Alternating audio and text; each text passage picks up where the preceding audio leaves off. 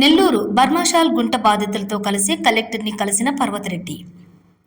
బర్మాషాల్ గుంట రైల్వే స్థలాల్లో నివసిస్తున్న నిరుపేదలను బలవంతంగా ఖాళీ చేయించే ముందు వారికి ప్రత్యామ్నాయంగా టిడ్కో ఇళ్లను కేటాయించాలని YCP city incharge Parvathareddy Chandrasekhar Reddy బాధితులతో కలిసి జిల్లా కలెక్టర్ని కలిసి వినతి పత్రం అందజేశారు. కలెక్టర్ కార్యాలయంలో జరిగిన గ్రీవెన్స్ కార్యక్రమంలో వినతి పత్రం అందజేశారు. అనంతరం మీడియాతో మాట్లాడుతూ బర్మాషాల్ గుంట రైల్వే స్థలాల్లో నివసిస్తున్న వారి పరిస్థితిని జిల్లా కలెక్టర్కు తెలియజేసి టిడ్కో ఇళ్లు కేటాయించాలని విజ్ఞప్తి చేశామని, అందుకు కలెక్టర్ పాజిటివ్గా స్పందించి బాధితులకు టిడ్కో ఇళ్లు కేటాయిస్తామని హామీ ఇచ్చారని తెలిపారు. బాధితులకు టిడ్కో ఇళ్లు కేటాయించిన తర్వాతే వారి ఇళ్లు తొలగిస్తామని కలెక్టర్ చెప్పారన్నారు. బాధితులకు ఇచ్చిన ఆరంకాణాల ప్రభుత్వ స్థలాల్లోని త్వరితగతిన ఇళ్ల నిర్మాణం పూర్తి చేసి సకాలంలో బాధితులకు అందించాలని కలెక్టర్కి విజ్ఞప్తి చేశామన్నారు. దగ్గర సుమారుగా 150 కుటుంబాలు ఇక్కడ ఉన్నాయి.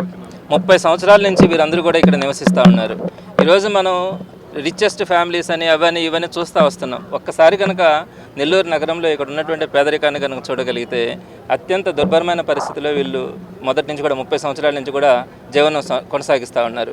అయితే ఇంతకుముందు టీడీపీ ప్రభుత్వం 2014-19లో ఉన్నప్పుడు ఈ రైల్వే ట్రాక్ ఎక్స్టెన్షన్ పేరుతో వీరందరినీ కూడా బలవంతంగా ఇక్కడి నుంచి షిఫ్ట్ చేయించాలని ఆలోచించినప్పుడు ఆ రోజు వైఎస్ఆర్సీపీ వీళ్ళందరికీ కూడా అండగా నిలబడడం కూడా జరిగింది. ఆ తర్వాత 2019-24లో వైఎస్ఆర్సీపీ ప్రభుత్వం వచ్చిన తర్వాత వీరందరికీ కూడా ఈ 150 కుటుంబాలకి ఆల్టర్నేటివ్గా 6 అంకణాల స్థలాలు చూపించి అక్కడ ఇల్లు కట్టించి ఆ ఇల్లు పూర్తయిన తర్వాత వీరందరినీ కూడా ఇక్కడి నుంచి షిఫ్ట్ చేయించాలా, షిఫ్ట్ చేయించిన తర్వాత ఈ రైల్వే ట్రాక్ ఎక్స్టెన్షన్ పనులు జరుగుతాయని చెప్పి వీరందరికీ కూడా మాట ఇచ్చి ఆ రోజు వారందరి దగ్గర కూడా ఎన్ఓసీలు తీసుకోవడం కూడా జరిగింది. అయితే అందులో భాగంగా వీరందరికీ కూడా 6 అంకణాల సైట్ రావడం కానీ చాలామందికి లోన్స్ శాంక్షన్ కూడా అంటే 1,50,000 గవర్నమెంట్ నుంచి రావడం కూడా జరిగింది.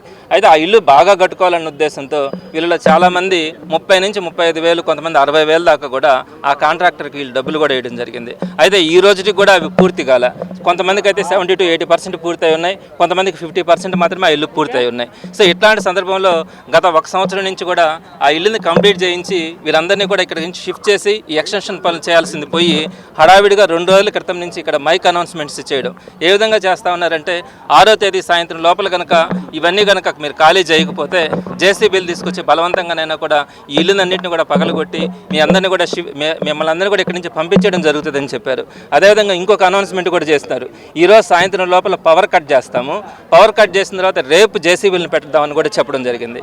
అదేవిధంగా డిఎస్పీ, టౌన్ డిఎస్పీ కానీ రైల్వే డిఎస్పీ కానీ వారందరూ కూడా వచ్చి వీరందరినీ కూడా కొంత భయభ్రాంతులు కూడా గురి చేయడం జరిగింది. మీరు ఇక్కడి నుంచి వెళ్ళిపోవాల్సిందే, రైల్వే ట్రాక్ ఎక్స్టెన్షన్ పనులు చేయాల్సి వస్తుంది, మీరందరూ కూడా ఇక్కడి నుంచి బలవంతంగానైనా మేము పంపించేయడం జరుగుతుంది అని చెప్పి నిన్న వీరందరికీ కూడా వార్నింగ్ ఇవ్వడం, ఆ వార్నింగ్ ఇచ్చినటువంటి దృశ్యాలన్నింటినీ కూడా వీడియో కూడా మనం చూడడం కూడా జరిగింది.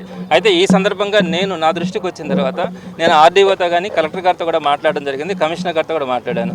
అయితే కలెక్టర్ గారు మాత్రం వెంటనే స్పందించారు.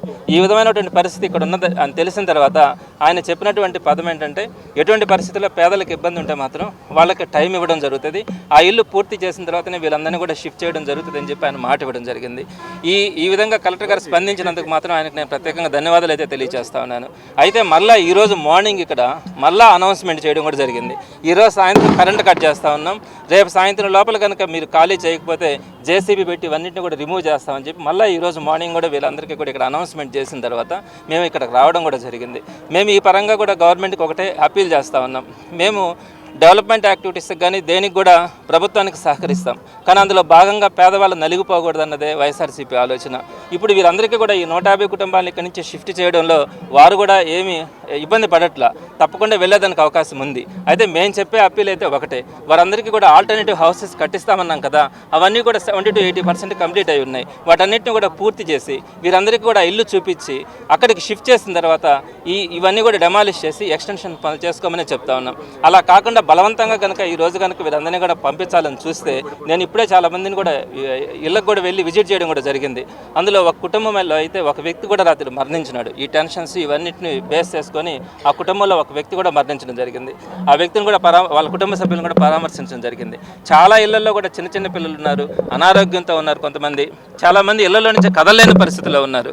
మరి ఈరోజు ఈ జేసీబీలు పెట్టి ఇళ్ళన్నింటినీ కన్నా పగలగొడితే వీరందరూ కూడా కనీసం చెట్ల కింద పడుకునే దానికి కూడా ఈరోజు అవకాశం లేని పరిస్థితి వీరందరూ కూడా గమనిస్తూ ఉన్నాం. ఇట్లాంటి దుర్భరమైనటువంటి పరిస్థితిని క్రియేట్ చేయొద్దని చెప్పి నేను ప్రభుత్వాన్ని కూడా విన్నవిస్తూ ఉన్నాను.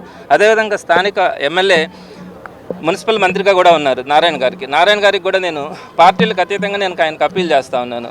ఈ విధమైనటువంటి పేదవాళ్ళని అర్ధాంతరంగా నైట్ కనుక వీరందరినీ కనుక జేసీబీ పెట్టి కనుక తొలగిస్తే చాలా ఇబ్బందికరమైనటువంటి పరిస్థితులు మనం ఇక్కడ చూసే పరిస్థితి ఉంటుంది.